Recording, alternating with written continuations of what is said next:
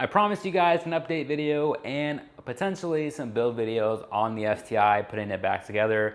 But with just the way the time worked out and what I got going on right now with finals and me interning at Church Automotive Testing, it's just not gonna work out. So instead, I figured I'd just post a quick little update video again and talk about what's been going on with the STI, what I've done to it, and what we still need to get done. As far as the engine bay goes, we have not done a whole lot. The engine bay is still a mess. We still need to revamp the fuel system, which is going to be coming in a feature video with Matt. He's going to help me tackle that. We're going to be converting every single fitting here from the tank all the way up here to the firewall and through the firewall to the rails to -8 feed and -6 return going back to the tank. That's going to be very exciting, and I'm really fortunate to have him help me out with that because it's going to be quite an involved project.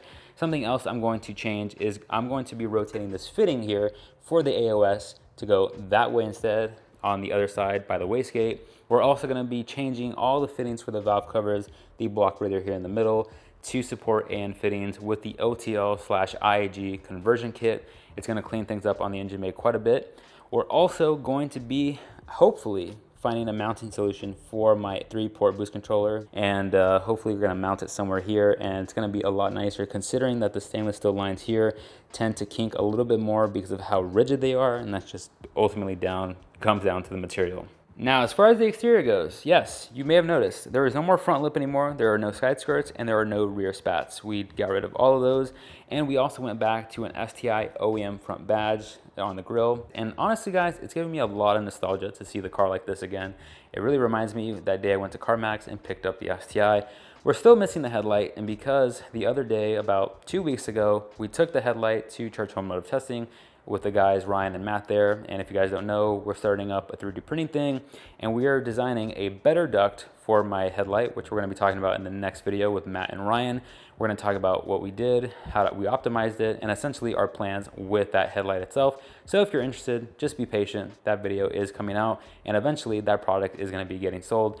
And if you guys like the final product on my headlight itself, you guys can buy one for yourselves, and you guys are going to be really happy with how it looks. And one of my favorite things that we did to the car was put the STI OEM wing and trunk back onto the car.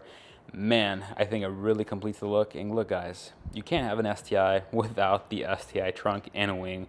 What do you guys think? Does it look better than the wingless look? Does it belong on the car? Let me know down below. Last few things I want to talk about before I end this very quick video.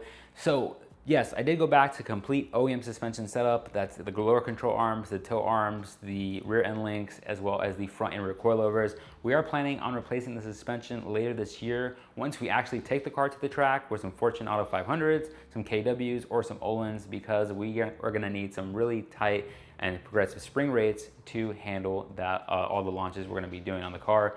I'm also planning on doing no-fly zones, which are going to be half-mile runs on the track, as well as the quarter miles, which are going to be launches to see estimated trap time at the final end of it. Of course, that's going to be it for this video. It's kind of been all over the place. I just don't know how I have the time to do everything, but I'm still managing to find some time to work on the car.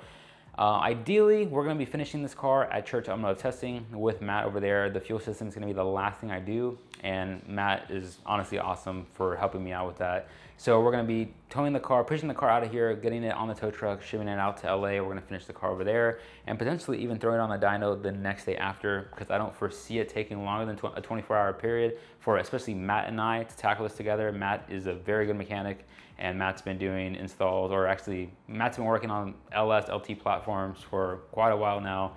Dude used to actually be an engine builder for a certain shop, and now he has his own thing, which is super awesome. So if you guys are interested in LS, LT stuff, I'll make sure to drop his Instagram down below in the description. But if you guys want to make sure you guys see the installation of the entire fuel system, make sure to subscribe, make sure to hit the like button if you enjoyed this video, and please make sure to check out the final video once we put this car all back together, because it's going to be freaking sweet. I'll catch you guys in the next one.